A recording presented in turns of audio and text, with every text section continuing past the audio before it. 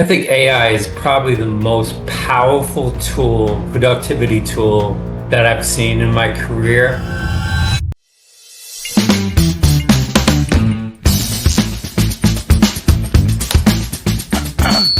Hey, welcome back to another episode of the Brainiac Blueprint, where we discuss the intersection of AI and how it impacts business and the world around us with our esteemed guests.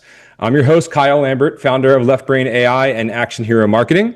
In today's episode, we sit down with Michael Boggiano, 35-year commercial real estate veteran. He's funded over $5 billion throughout his career, and most recently became the founder of the Academy for Commercial Lending. Welcome to the show, Michael. Thanks for having me, Kyle. Appreciate it. Awesome. Of course. So we're ending a long week here. Good Friday recording. Hopefully we can end it on a strong note. Why don't you tell everybody a little bit about you and about the Academy? My name is Michael Boggiano. As Kyle mentioned, I've been in commercial real estate lending for a better part of 35 plus years. I've sat on many different sides of the business, primarily on the commercial origination side, small balance, middle market, large balance transactions. And recently I just transitioned over the last year or so, into a Academy for Commercial Lending, which is a platform for residential brokers or folks who are new to the industry who want to learn how to originate commercial mortgages. So continue, sorry. So the platform is an online platform right now currently, and it's a great entry point into learning commercial lending based on the material that we provide, and more importantly on the price points that we provide. Great. So you had mentioned kind of people starting off and even residential that want to convert.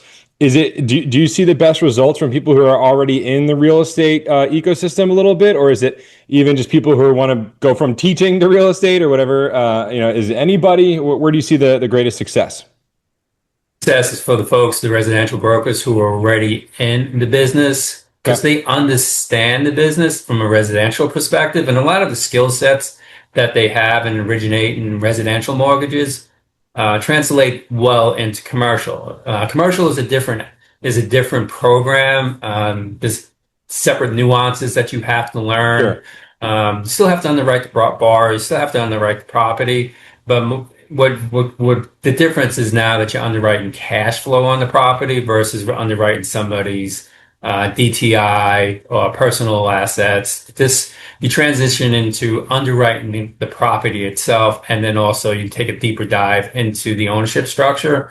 I mean, that's where the biggest nuances are. And there's many different programs in commercial versus residential, which is really a cookie cutter type of program. You have different programs for different types of properties, for owner occupied properties versus investors. So it's a broader market, and then the commercial side than the residential. And that's where a lot of the residential guys get tripped up, is that they're afraid of doing it because they don't want to have a failure. And this program allows them to be able to communicate not only with their potential clients, but also with lenders, and come across intelligently about positioning the programs, positioning the bar, understanding the lenders programs. So again, that they come off intelligently, that it's not their first rodeo. You kind of read my mind there. Coming off intelligently was something that I was thinking about. I have to assume the people that you're dealing with are also intelligent and know the game, and it's also, I'm sure, just larger pocketbooks, right? So they want to feel confident with who they're dealing with. So it's good to be able to speak the language, know those regulations, the risks, all that kind of stuff. It's like going to announcing a baseball game, but you're watching a basketball game. Yeah. Love that. All right, so there's a lot for us to dive into, but before we do, as I told you, I have all of my guests finish the prompt I think AI is, and so I'm curious how you think about AI. So please finish the prompt for me. I think AI is probably the most powerful tool, productivity tool that I've seen in my career. But again, it's a tool. If it's used correctly, it has powerful results. It makes my job and any other person's job much easier because you can access data much faster. You can process data much faster. You can come to a decision much faster. But again, AI is just a tool. You have to combine that with experience, market knowledge, and you also have to, as you probably you have to also vet what it tells you because AI is at the learning stage. It's kind of like verify and trust right now. Yep. Verify it, then you trust it. But I think AI has, again, it's the most powerful productivity tool that I've seen in my career, and it's only going to get stronger. Do you have any notable or top of mind wins or losses using AI and any of the tools that are out there? I use a couple of call it AI agents. I use ChatGPT. I use Claude. I use Perplexity. I use Gemini, and each of them have their own strengths and weaknesses. Sure. One of the things I love to do is um, bounce things off all the different agents that are out there and see what Okay. they come back with. I do fact checks with them. Um, Almost like an AI ChatGPT. focus group there. Yeah, so it Yeah. gives me, it allows me, if I get a writer's block, it allows me to get more new ideas or to take a different angle on a story that I didn't think of before. Um, I use it a lot for grammatical and structure, Mm, content. I understand getting it right on paper. I do need some of that is AI assisted, but it gets me to the right spot much faster than if I was to do it on my own. very cool. Very cool. We'll dive more into that later on. I want to hear about how you're using AI today, but want to keep diving in more just into your experience a little bit, kind of learn, get some wisdom from you. One thing that I just, I find so interesting is again, just the dollar numbers that get thrown around in real estate, especially when it comes to commercial. So how does one get to over 5 billion in commercial mortgages originated? A lot of effort. A lot We of developed effort. a lot of effort. We had a lot of people that were assisting in it, in the process. When we were originated, we referred to our back office as an assembly line. The salespeople would bring in the transactions, and then we hand it over to our underwriting team, who would process the transaction every step of the way up until closing. But it was a process, and it was an assembly line, and we were very good in identifying bottlenecks in the system, eliminating steps in the system that were not necessary. So it was always fine tuning the process. And then on the sales side, on the front end, we always made sure that our folks, salespeople, understood the program first and foremost, that they positioned the program well in the marketplace. Don't overpromise and underdeliver. Hmm. Our motto is that we would tell you, we'd be straightforward, with total transparency. This is what we could do, when we can do it, and this is what you can expect. And so we gave them a timeline for closing, what to expect, tried to eliminate the surprises so that people came back to us for repeat business, which they did. And it was just continuously refining it on the process side, on the sales side, just to make sure that we got proper market penetration on the sales side and that we did what we said we were going to do when we were going to do it. Fair enough. Love that. Yeah, you got to And deliver. How about you personally? Is there anything that you excelled at or were maybe a little extra passionate about as a part of that assembly line? I always love the origination part of the business Okay. and just doing transactions and mentoring the younger salespeople. And I guess that's what really was the was the onus for the Academy for Commercial Lending, was just teaching people how to originate commercial loans the right way. There's no shortcuts. Yeah. Commercial mortgage originations, you can try to fake it until you make it, but you get called out on that really quickly because it's Someone will catch you. obvious. Somebody will catch you. Either your borrower will catch you or the lender will catch you. And it's a expensive learning mistake to make. What Um, excited you about it? Was it kind of like anticipating the needs on both sides and, putting those puzzle pieces together? Was it, no, I'm curious, is there anything, yeah, it was yeah. just matching the borrower to a lender's program. So it's just like, where does this widget fit best? right? And is Hmm. it with this lender or is it with this lender? The bar is clean, then you can take them squeaky clean. You can take them to a bank. If they have a couple of wrinkles, then they're not bankable. So then you have to find a outlet for them, a solution for them in order for them to achieve their goals. So it's always matching the borrower with the right lender and just making sure that we could execute on the borrower's plans. Very interesting. That's awesome. I'm curious. So, you've had a good, successful career here, and I know you're jumping into something new. But I'm curious, with everything that you know now, is there anything that you would do or would have done differently if you had this knowledge, all the knowledge that you have now?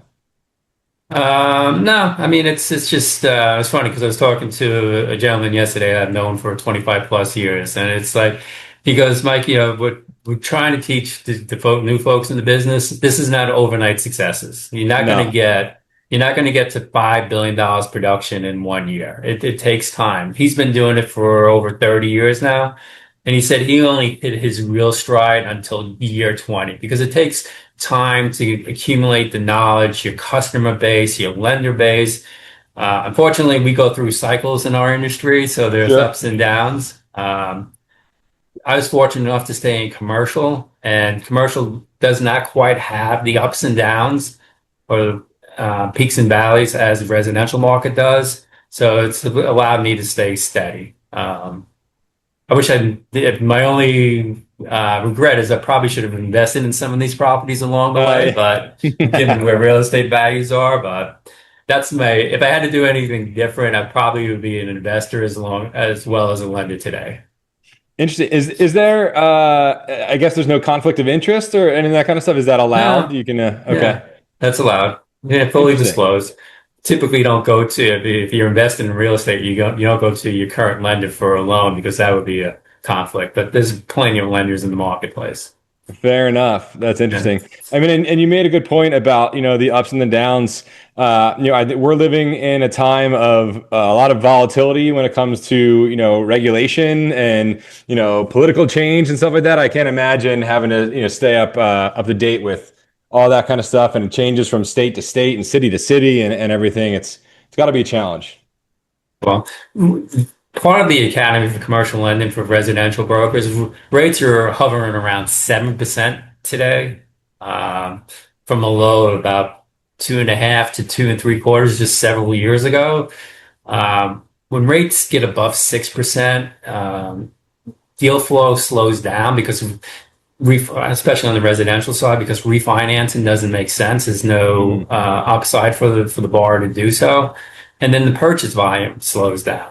So what the Academy also does is gives the residential brokers another revenue outlet. And again, like we mentioned, they have the skill sets necessary. More importantly, they have the customers already. So they just need to understand that they can pivot when times get tough in the residential business into commercial, or just make it a part of their business overall.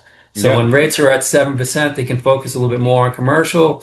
When rates drop and it becomes more advantageous for residential borrowers to refinance and to purchase, they can pivot more of their time back to them. But it keeps the revenue coming in, and that's probably the number one thing that mortgage originators need is cash flow. It's good to diversify, right? Yeah. That sounds like a great selling point, right? Make sure you have a couple different options. So I love that. One of the things that I know that you've kind of mentioned, and you mentioned the academy there, is that people don't necessarily know where to start. So when they join and sign up with you guys, you give them that kick, if you will, that guidance. So I'm curious, where do you start? What's the first step? Uh, you have to make that commitment. And if you want to make a Okay. commitment to do commercial loans, there's plenty of training companies out there. The Academy was founded to make it affordable and make the entry point less stressful. Me and my two co-founders, all three of us have 35 years of experience in the industry. So it's not textbook learning, it's real life learning. So we'll walk you through, we have a 3-tier approach. It's a basic foundation course where you learn the entry level commercial programs. And again, we get you to the point where you understand the programs, and then you can effectively communicate to your borrowers and to your lenders. And then as you progress, we have two other tiers, like an intermediate tier. We introduce you to more advanced programs, and underwriting and legal terms and how to source transactions. And then the third tier is for the folks who've completed obviously the first two. It's called the expert level tier. We just bring it to the next level. And by the time you get through with it, you can be originating commercial loans with confidence, not and how you communicate them to your borrower, to the lenders, and how you understand them. Very cool. So Sounds pretty the first, comprehensive. yeah. So the first step is to just take the first step. Yeah. And again, there's plenty of training organizations out there. This one, the Academy was again, it's much more affordable.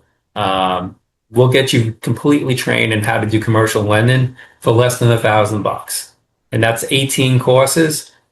I know there's training companies out there that will charge up to $25,000 for 1 week one-on-one training, which is to me, it's not worth the time or the money because you're not going to learn commercial lending in 1 week. So Fair, yeah, absolutely. So, I mean, you mentioned 18 courses there. I think just on the surface, that can be overwhelming. I'm curious, is like, can people move at their own pace? Is there, after course 7, they're ready to start, getting out there and making some moves? What can people expect when? And I guess the other question is too: is it live? What can they expect when they're working with you? those are good questions. There are self-paced, and again, there's different tracks for it. The first one is basically we call it the foundation course. There's 7, 8 lending courses there, a couple underwriting courses, an appraisal course, and it's self-paced. Each course should take you about an hour and a half to get completed, and they're broken down in chapters. Each chapter has its own end of chapter quiz, so to verify that you're retaining the information, and then we do a final exam at the conclusion of the course. And then we also will issue a certificate of completion as you complete each course. But it's at your own time. I know a lot of people are busy with life. They have kids, they have real jobs that they have to attend to. So you can, at your own pace, you can do it early in the morning, you can do it lunchtime, late at night, when the kids are sleeping, you can do it on the weekends. Whenever you can find 15 or 20 minutes to complete a chapter, you can get the first foundation course done in probably about a month if you just put in 20 minutes a day to it. That makes sense. Yeah. I mean, I heard course and I immediately started thinking like, a semester, Yeah. But it's obviously you condense it. So it's, you can kind of go through at your own pace, like you mentioned, really learn a certain aspect and then, retain it and move on. That makes sense. Yes. Awesome. So, great. So I know that you are wearing multiple hats and you're in multiple organizations. So, you already talked about, all these different platforms and you're using it for, AI creation and content and things like that. Where is it playing a role in terms of the academy? Is it helping you with that content? I know we've talked in the past about creating some videos and stuff like that. I'm curious, how you've adopted it as a part of the ACL. I use it for, again, the content I will develop. I utilize AI to make sure that it's structured correctly and that grammatically it is correct. I utilize it for that. I've utilized it for some of my speaking points when I record the videos. I've used technology where it also our business has changed is the technologies that's available out there for creating videos, as you're aware. I mean, just every aspect of our industry, in the real estate or in the training has been impacted by technology. Yeah. If I was doing this 3 years ago, it probably would take me a better part of a month to get a course up and running online. Now it's probably no more than 2 or 3 days Yeah. to get from start to finish. That's great. And it's a quality product. So that's where it's really impacted. That makes me so excited to hear that stuff. I love it. Yeah, no, Um, it's just fantastic. Very cool. What is the sentiment that most people that you talk to have around AI? You know, whether it's real estate or these courses and the ACL. Do you find that most people are accepting it, are love it and are passionate, are scared, a little bit of both? What's that conversation look like? I think a lot of folks, I think the emotions are mixed, right? I Yeah, think a lot of people feel that AI is going to take my job, yeah, right? That's the number one primary fear about it. But I think the people who utilize AI and recognize the potential that it has, it's just going to make them more efficient. For example, a loan officer. If a loan officer doesn't have, can utilize AI to spread financial statements or read an appraisal, help to prepare a credit memo, it just frees up so much more time for them to go out and do what they're supposed to be doing is business development. So if you embrace it, it's going to make your job much more efficient. You're going to be more productive, and as a salesperson, you can make more money.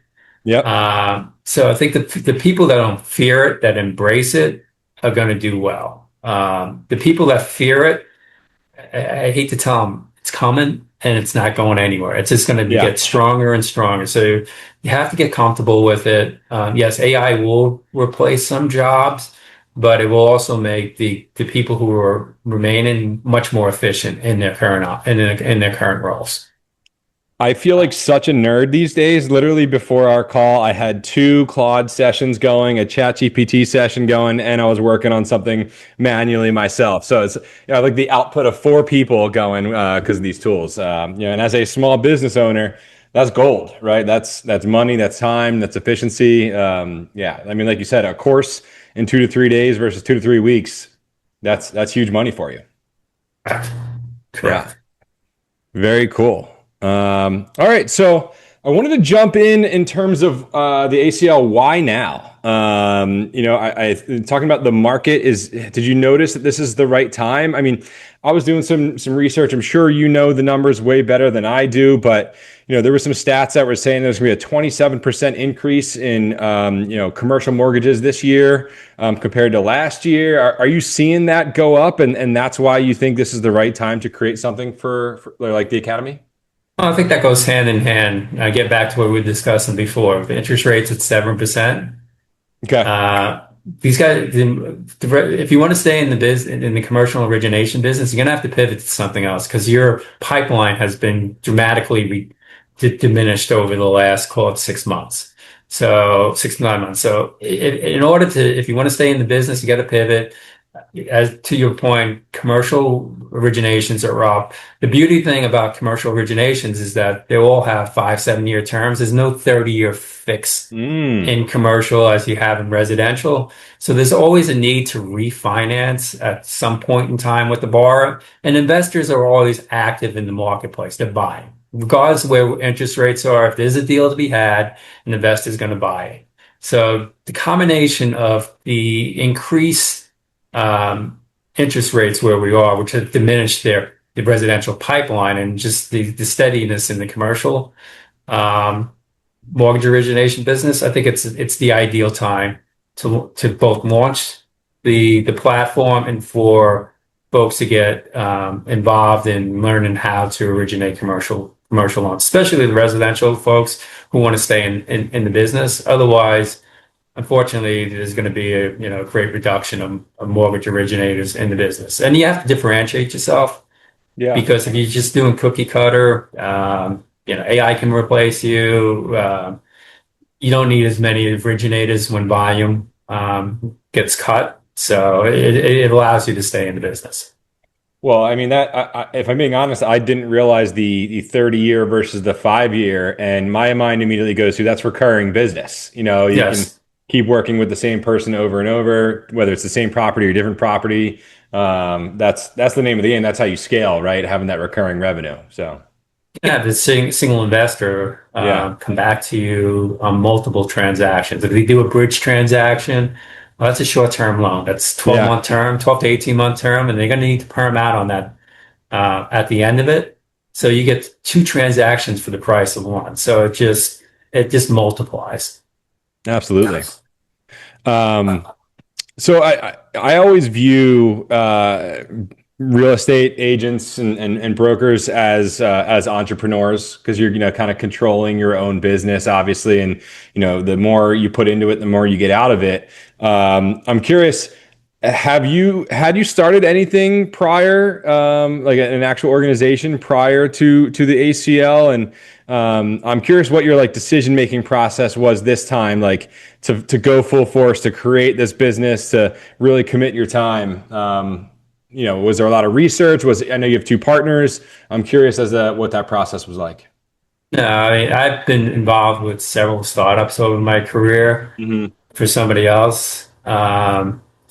So I understand what it is to start a business and to scale a business.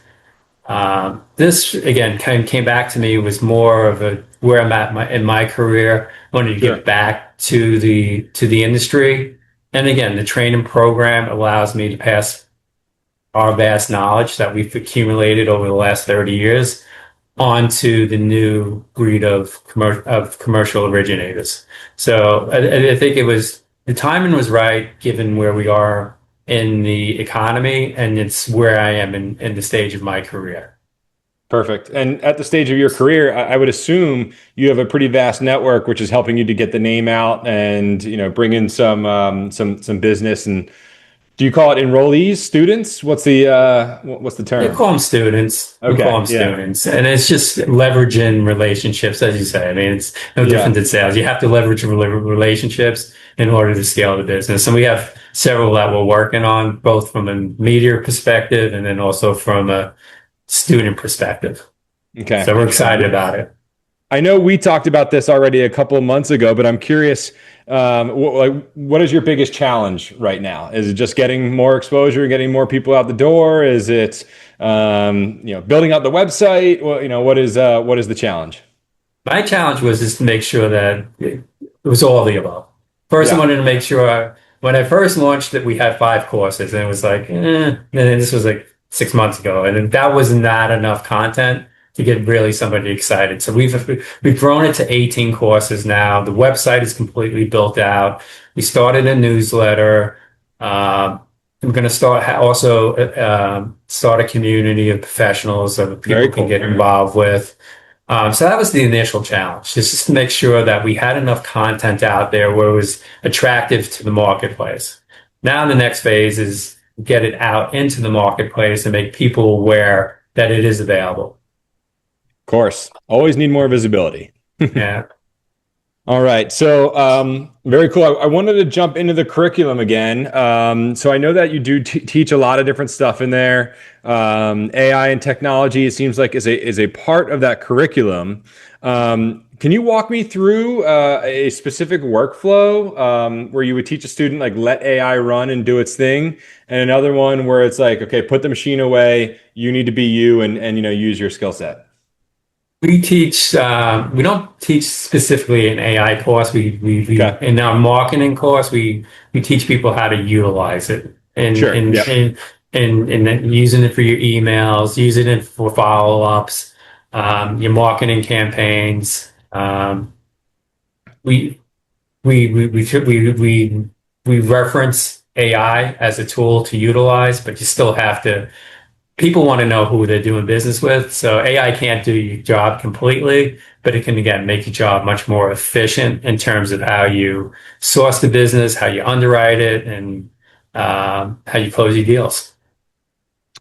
Do you have you heard from any students, whether it be around that specific course or other ones, where there's just like consistently a big aha moment, like, oh wow, I didn't realize that, or wow, this was super important, I'm going to take that right away. Has there been anything like that you just like you've heard light bulbs are going off? I heard it yesterday at a conference that I was at. Former colleague of mine who I actually brought into the business did a small balance commercial um, breakout session, and the people, mostly residential brokers, and as he was going through his commercial program, the light bulbs went off. I mean, Nice. they're like, how do we get involved in this? And I was fortunate enough that he introduced me as the training platform on it. So I probably pick up a few students because of that. But the Nice. light bulbs are going off right now because it's a challenge in the marketplace. Well, and I know you said earlier you like to, I think as a part of that, the assembly line, you were talking about how you enjoyed mentoring and stuff like that. And I agree with you. I think when you're talking to someone and you're trying to share your knowledge and you see them, oh wow, there's the wheels are turning. There's something here. I want to take that. That's so exciting to me. It seems like it's a similar situation to you. Otherwise, you wouldn't have created something like this. So No. yeah, And again, it's a way of giving back to the industry. I mean, I'm running to people that I hired for 30 years ago, and they're well established in their careers now. And I bump into them at conferences, and they're like, I'm so glad that I was involved with you and your organization at the time because you taught me so much, and I'm where I'm at today because of the opportunities that you provided to me back then and of the course, training. Yeah. of course. No, nobody's successful on their own. You need a little bit of luck. You need a lot of mentorship, and people, believing in you along the way. So it's good to give back. I always like to ask this question. It's a little bit tough, a little bit vague, but I'm curious where you see commercial real estate going, call it 5 years from now. And obviously AI would be a part of that in some facet. So I'm curious if you see any trends, if you have a prediction or anything like that of where the industry is going. Well, there'll always be a demand for commercial real estate. It's just the type of commercial real estate. Offices office is a four-letter word right now. Data centers are the hot commodity right now. Can't get them up fast enough. But I think there's some core products that will always be there, like multifamily. People always need a place to live. Retail, even though a lot of it's being done online, folks do like to go into the stores to buy their stuff. Mm-hmm. You always will need industrial for distribution. But I think really the challenge is going to be office because everything is becoming automated and people work from home, and I think where technology is, you just don't need as many people in the office. So I think on a scorecard, office is going to be very difficult. Data centers, obviously is the hot commodity right now and will be. And I think the industrial properties will do well because you always need distribution. Have you been involved in any data center conversations? No, I have not. Just what I've read. I mean, but it just seems they can't put them up fast enough. And it seems like the municipalities or, some of them starting to push back, but the municipalities and states just can't get enough of them. Are you preparing to launch a course? I'm trying to think of like the next thing. So AI data centers, the next thing has got to be commercial real estate on the moon, right? You got to be preparing to get into a different planet. Yeah, we're going to have some data centers out of space. So yeah. That's right. That'll be a real big deal, I'm sure. Yeah, you won't have to worry about cooling. Exactly. There's one more question I wanted to ask, and you kind of sparked it thinking about, like the hot topic of data center. I'm curious, obviously Office got killed from COVID. I'm curious what that time was like for you. Was there a lot of scrambling and figuring things out? I'm just, how did you make it through COVID? There was a lot of work from home during COVID. Yeah. The organization I worked for, we were all remote. We were still believe it or not, we were still originating during COVID, but there was nobody in the office. Okay. Buyers were still buying, appraisals were, a little difficult to get done, because of access, but it was still getting done. And I think what COVID taught people is that you really didn't need to be in the office to get your job done. I think the downside to COVID and work from home is that the newer generation of workers, they're not getting the benefit of being in an office setting and being around folks who have been in the industry 5, 10, 20, 25 years. So they're not getting that knowledge, natural knowledge, just from being around these people, listening to conversations, seeing deals, and just seeing how people operate. I think that's really the downfall of this work from home because they're not getting the same type of training. And I know a lot of people prefer, especially the newer generation like prefer to work from home, but they're missing out on such a large learning experience by not being in an office setting. I think as you get more seasoned, you don't need to be in the office. I Sure. mean, I do like going into the office. I like being around people. I like talking to people. I feel that there's more energy when I'm around people than working by myself. And me personally, I prefer to be in an office set, maybe not 5 days a week, 3 to 4 days a week is fine. But I think for the younger generation and the new people get into the business, they should be in the office just to get that learning experience. Michael, you took the words right out of my mouth. I mean, my ideal setup was always like in the office Tuesday through Thursday. Be around those people, feel the energy. I can't remember how many times I heard someone in the background just use a different word, right, or a different phrase or something like that, and just a different selling tactic or management, whatever it is. I couldn't agree more. I definitely miss the office days.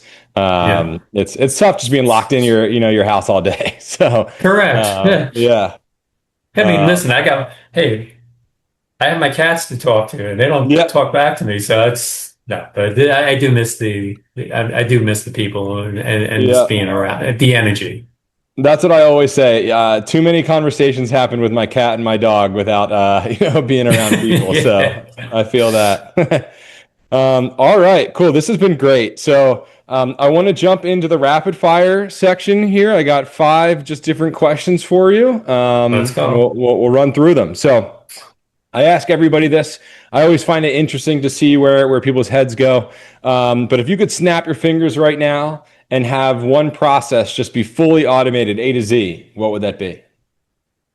That's a great question. I have to think about that. A to Z, business or personal?